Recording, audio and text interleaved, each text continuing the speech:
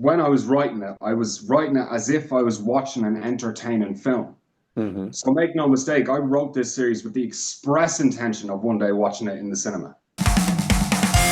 You're watching the Spotlight Network, starring Hollywood's newsman, Logan Crawford. They now believe a single member. He works with TV and film legends. And now, Logan's shining the spotlight on the world's top emerging authors and creators. International were abducted. This is Spotlight with Logan Crawford, streaming on Roku, Apple TV, and Amazon Fire TV. I'm Logan Crawford, and right now on Spotlight, we're diving into a wonderful book, a book you won't want to put down. It is called Pirate Hunter, and it is written by author and artist Jack Markham. It's an epic fantasy adventure packed with pirates, curses, and brutal payback.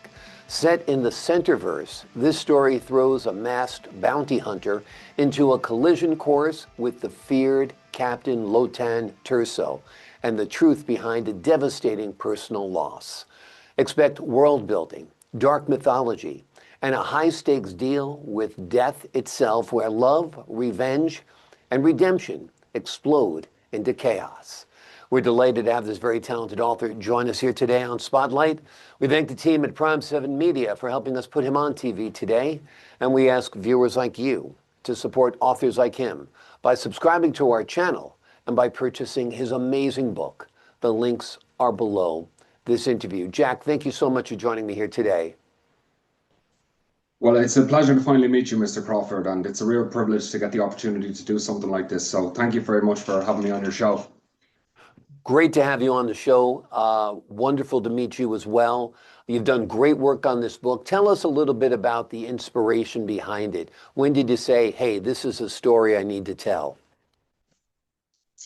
Well, I started this over about 6 years ago, the writing of this graphic novel, Pirate Hunter, and it kind of came from a place of necessity because I was in college and I had no money and I had a kid on the way, and I figured, how am I going to use the talents and skills that I have to try and make some money?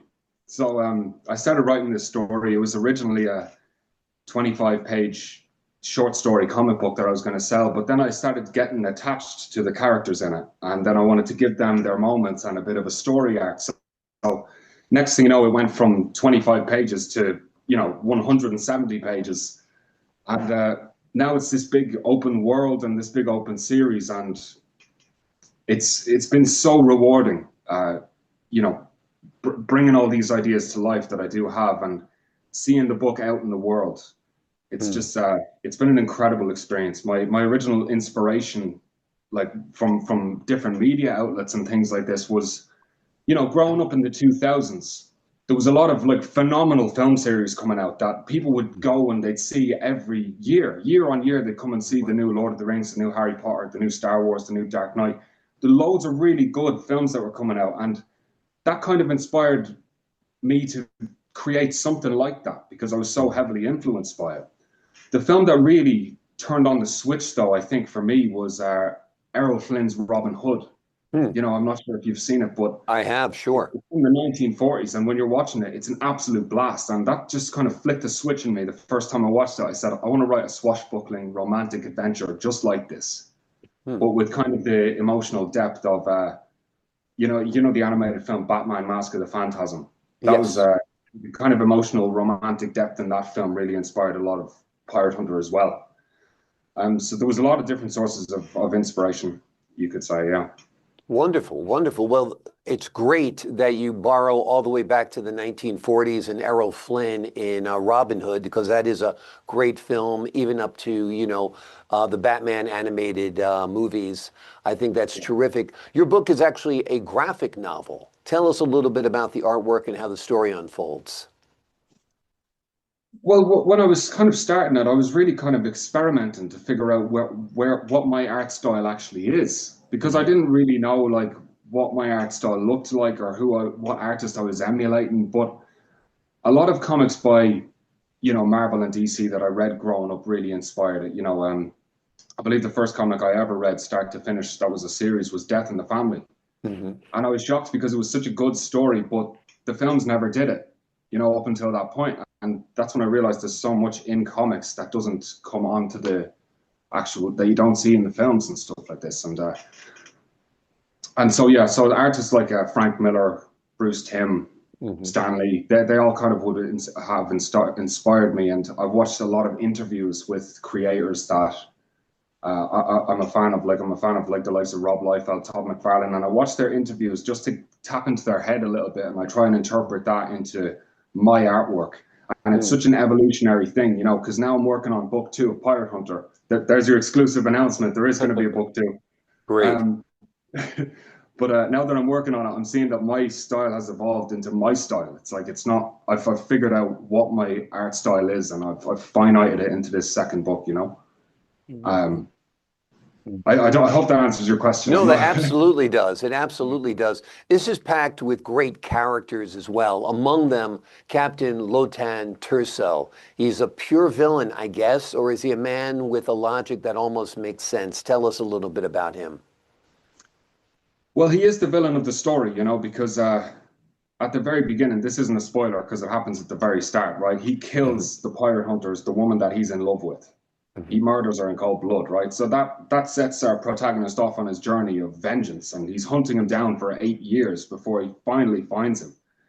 And but then you find out that Lotan Terso had his life stolen from him at a young age, you know, and he has a kind of claim to royalty that he's now pursuing. So he's on his own journey of redemption, you know. So he is a villain, but at the same time, his entire life was stolen from him as well. Yeah. So that's why there is a lot of revenge, but redemption with this, with their dynamic between the pirate hunter and the pirate captain, you know? Absolutely, and that's what makes a character interesting. He's not all bad or all good. Flawed characters are sometimes the most interesting to write and create. Now, obviously, you've envisioned this as a film or a TV series or something like that, I would presume, right? Well, I'm glad you asked, Mr. Crawford, because I actually wrote Pirate Hunter. When I was writing it, I was writing it as if I was watching an entertaining film. So make no mistake, I wrote this series with the express intention of one day watching it in the cinema. Yeah. I think that's the ultimate finish line of this particular book and the subsequent books coming after it.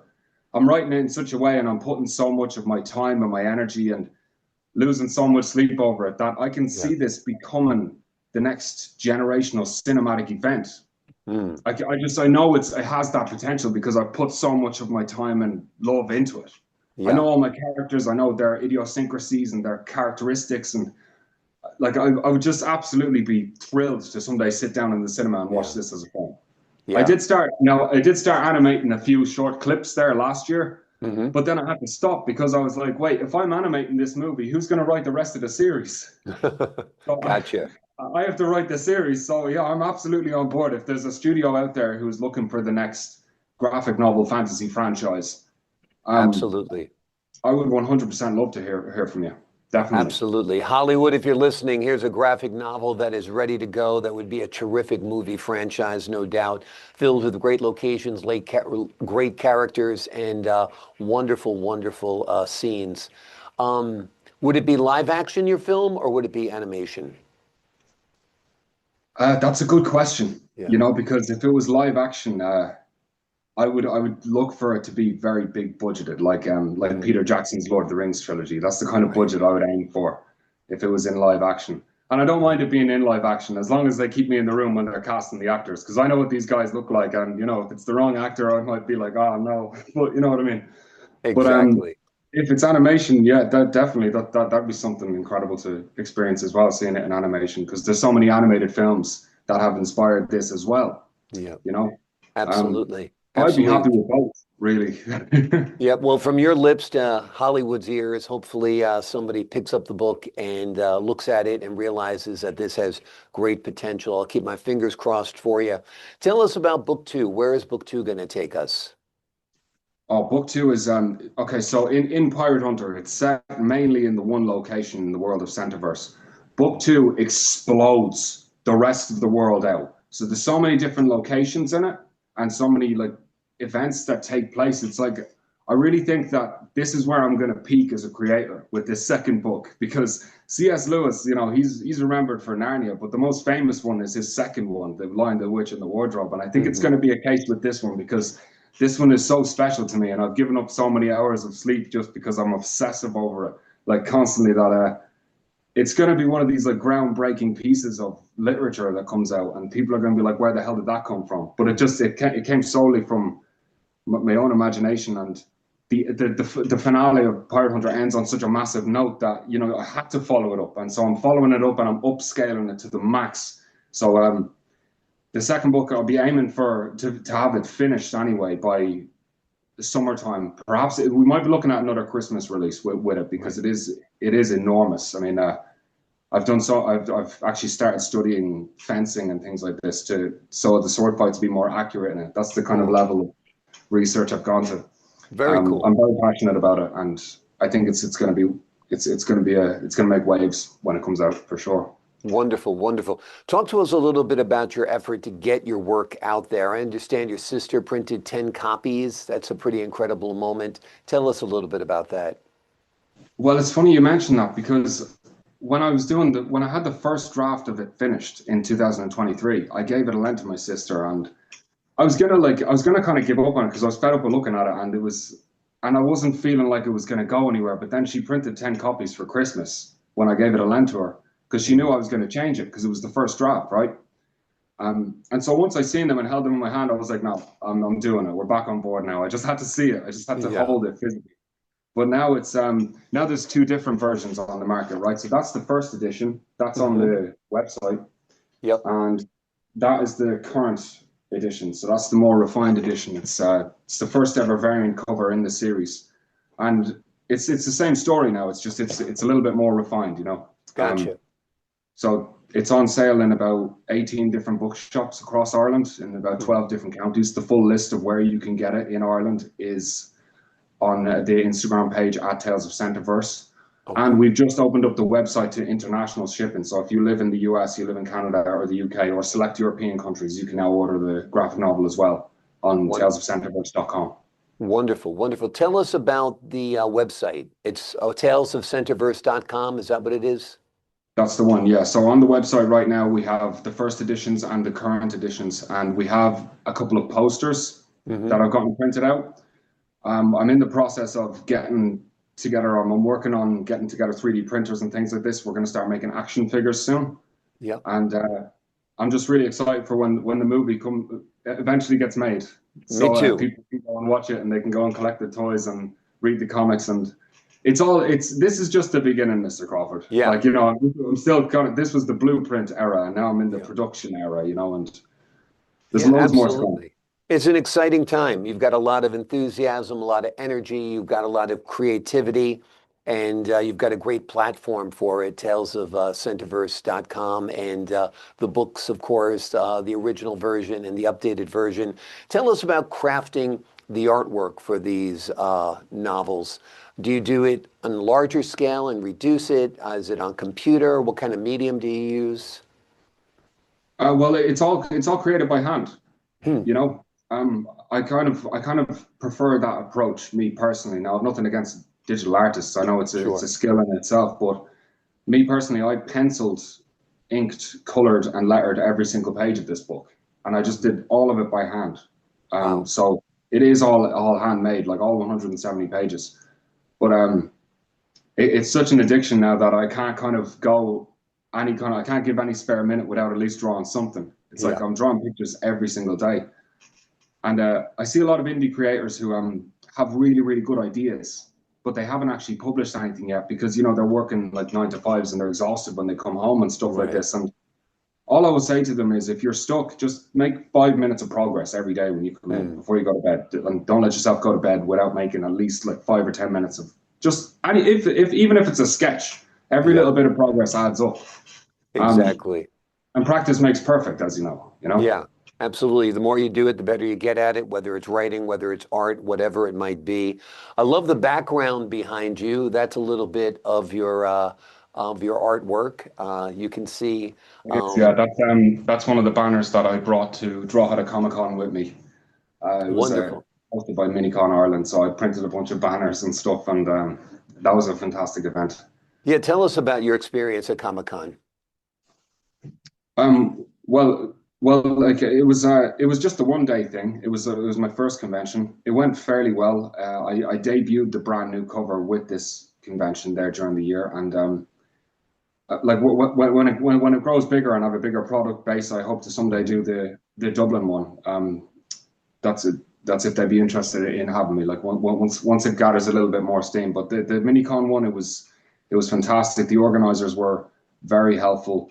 My friend Emer ushered me to get up on stage, and I had to talk on stage in front of an audience for the first time. And I don't know if I'm jabbering a lot in this interview, but I was definitely jabbering a lot when I was on stage. That's amazing. But, it was a good experience, yeah. Like a lot of these kind of experiences like this have come along as a result of publishing this. Mm-hmm. You know, like for example, I got my first acting job as a result of publishing Pirate Hunter. I'm now co-hosting a podcast with Stephen Carey Stories just as a result of publishing this. Mm-hmm. So that's the great thing about putting something out there, right? And it's like, if you just finish one story and put it out there, all these opportunities start coming your way. Exactly. At least that's what happened to me in my experience. Yeah, absolutely. And keep on producing. You know, get that one story out there, then go on to the next. Get another story out there, go on to the next. Some people put one thing out there and wait for something to happen. Just keep on producing and keep on refining your craft, keep on refining your art, keep on building your audience. And you've definitely got the energy, you got the passion, and of course, you've got the talent and great subject matter as well. The name of the book we've been exploring today is called Pirate Hunter. It delivers a cinematic, high-stakes fantasy ride in the Centreverse where curses bite, revenge burns, and redemption comes at a cost. And it is all done by the hands of a great artist and a great author and a great guy, Jack Markham. Jack, thank you so much for joining me here today. Thank you, sir. I appreciate your time, your insight, and your great talent. To the folks at home, I'm Logan Crawford, thanking you for your time this time. Until next time.